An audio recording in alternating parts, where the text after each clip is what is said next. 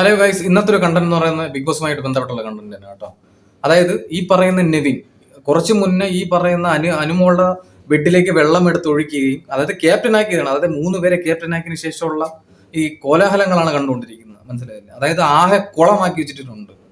ഷാനവാസിന്റെ ദേഹത്തൊക്കെ മാവൊക്കെ വാരി എന്തൊക്കെ കോരിയൊക്കെ ഒഴിക്കുന്നുണ്ടായിരുന്നു, മനസ്സിലായില്ല. അപ്പൊ ഇവൻ കാണിക്കുന്ന ചെറ്റത്തരം എന്താണെന്ന് ഇവൻ എങ്ങനെ വെച്ചുകൊണ്ടിരിക്കുന്നതാണ് ഞാൻ ആലോചിക്കുന്നത്, മനസ്സിലായില്ലേ.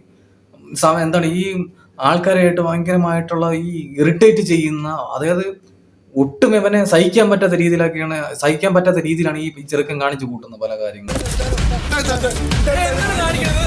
അതേ സ്വഭാവമാണ് ഈ പറയുന്ന ആര്യൻ ഇവനൊക്കെ ഒരു ഘട്ടമാണ്, മനസ്സിലായില്ലേ.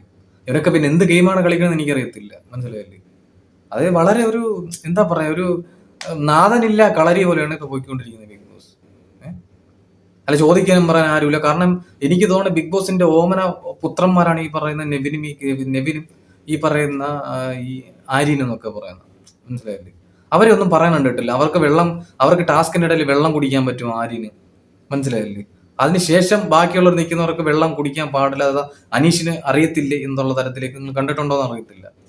അത് ബിഗ് ബോസ് അനൗൺസ് ചെയ്ത് പല ആൾക്കാരെ പ്രൊട്ടക്ട് ചെയ്യുന്നതാണെന്ന് എനിക്ക് തോന്നിയിട്ടുണ്ട്. ഇവന്മാര് കാണിക്കുന്ന പല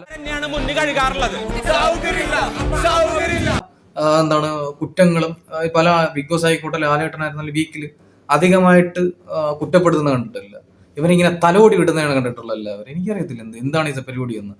ഇനി അടുത്ത ഈ പറയുന്ന വീക്കിൽ വരുമ്പോ അറിയാം ലാലേട്ടൻ എന്താണ് പറയുന്നത്. എന്താണ് മോനെ അങ്ങനെ ചെയ്യാൻ പാടുണ്ടോ? കുട്ടിയല്ലേ, നമ്മളൊക്കെ സൂക്ഷിക്കണ്ടേ കാര്യങ്ങളൊക്കെ അങ്ങനെ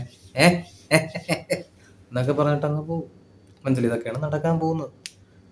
ഈ അനുവിനെ ഈ കഴിഞ്ഞ ആഴ്ച എടുത്തിട്ട് പൊരിച്ചത് കണ്ടല്ലോ കഴിഞ്ഞ ആഴ്ച. കാരണം ആ പെങ്കൊച്ച് കരഞ്ഞു, മനസ്സിലായില്ല. കരഞ്ഞ ആ ഒരു സിറ്റുവേഷൻ മനസ്സിലാക്കണം. ഇത്ര ആൾക്കാരെ മുന്നിൽ വെച്ച് എല്ലാവരും കൂടി കുറ്റപ്പെടുക്കും, സ്വാഭാവികമായിട്ട് എന്താണ് ഒരാൾക്ക് പെട്ടെന്ന് പൊട്ടിപ്പോവും, മനസ്സിലായില്ലേ. അതിലും വീണ്ടും കുത്തി വേദനിപ്പിക്കാൻ വേണ്ടിയിട്ട് ആര്യൻ എന്ത് ചെയ്ത് ടിഷ്യൂ പേപ്പർ എടുത്ത് ആ പെങ്കൊച്ചിന്റെ കൊടുക്കുന്നുണ്ട്. ആ കണ്ണീര് തുടച്ചോ എന്ന് പറഞ്ഞിട്ട് അമ്മാതിരി വൃത്തികെട്ടൊരു ഗെയിമാണ് ഈ പറയുന്ന ആര്യനായിരുന്നാലും ഈ നെവിനായിരുന്നാലും കളിച്ചുകൊണ്ടിരിക്കുന്നത്, മനസ്സിലായില്ലേ. എങ്ങനെ അതുപോലെ എനിക്ക് പോലെ കണ്ടോണ്ടിരിക്കാൻ തോന്നിയിട്ടില്ല, മനസ്സിലായില്ലേ. നെവിന് കുക്ക് ചെയ്യാൻ വേണ്ടിയിട്ട് താല്പര്യമില്ല, മനസ്സിലായില്ലേ. അപ്പൊ ആ താല്പര്യമില്ലാത്ത ആൾക്കാർ കുക്ക് ചെയ്യുമ്പോൾ എന്ത് ചെയ്യും? അവിടെ അടി നടക്കും, മനസ്സിലായില്ലേ. പ്രശ്നങ്ങളുണ്ടാവും, ചൊറിച്ചിലുണ്ടാവും.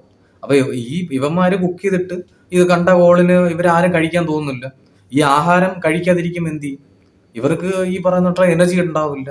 എനർജി ഇല്ലാതെ പിന്നെ എങ്ങനെയാണ് ഇവർ ഈ പറയുന്ന ടാസ്കുകളൊക്കെ ചെയ്യുന്നുണ്ടാവുക? എങ്ങനെ ടാസ്കുകൾ ചെയ്യും?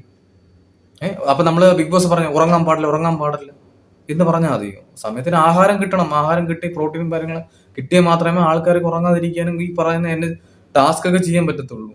എന്തൊക്കെ ഗെയിം എന്തൊക്കെ നിയമം ഉണ്ടെന്ന് പറഞ്ഞിട്ട് സമയത്തിന് ആഹാരം കിട്ടില്ല, ആൾക്കാർ കുഴഞ്ഞു വിഴുന്നു പോകും, മനസ്സിലായില്ലേ.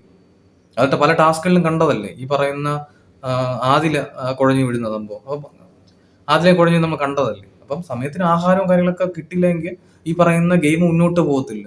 ഇവന്മാരെ സംഭവം എന്ന് പറഞ്ഞാൽ കിച്ചനെ അടിച്ച് 4 പീസ് ആകുമെന്നാണ് എനിക്ക് തോന്നുന്നത്, മനസ്സിലായില്ലേ. നെവിനെ പറഞ്ഞിട്ടുണ്ട് എന്താണ്, അവന് കുക്ക് ചെയ്യാൻ താല്പര്യമില്ല, അവന് തിന്നാനാണ് താല്പര്യം. കാരണം മോഷ്ടിച്ചാണ് അവന്റെ തീറ്റി. അവന്റെ മോഷണമാണ് അവന്റെ മെയിൻ സാധനം. അവന് ആഹാരം കട്ട് തിന്നുക, ഇതാണ് അവന്റെ പരിപാടി, മനസ്സിലായില്ലേ. അവിടെ ബാക്കിയുള്ള ആൾക്കാരൊന്നും മനുഷ്യരല്ല, മനസ്സിലായില്ലേ. കാരണം ഇവൻ എല്ലാവരും ടാർഗറ്റ് ചെയ്തിട്ട് എല്ലാവരെയും ചെയ്യുമ്പോൾ നമുക്ക് കാണുമ്പോൾ ഒരു ഇറിറ്റേഷനാണ് എനിക്ക് തോന്നിയിട്ടുണ്ട്, മനസ്സിലായില്ലേ. അപ്പൊ ഇതൊക്കെ തന്നെയാണ് ഇന്ന് പറയാനുള്ള ഒരു കാര്യം. ബാക്കി ലാലേട്ടൻ വരുമ്പോ അറിയാം ഇവനെയൊക്കെ എന്തൊക്കെ ചെയ്യാൻ പോകുന്നുണ്ട്, എന്തൊക്കെയാണ്. എനിക്ക് തോന്നുന്നില്ല ഇവനൊക്കെ ഒന്നും ചെയ്യാൻ പോകുന്നില്ലെന്ന്. ഇവനൊക്കെ പുറത്താവത്തുമില്ല, മനസ്സിലായില്ലേ. ഇവനൊക്കെ ഇങ്ങനെ അവരെ ചൊറിഞ്ഞ് ബാക്കിയുള്ളവരെ ഭ്രാന്തരാകും. നോക്കാം, കാത്തിരുന്ന് കാണാം. ടാറ്റ.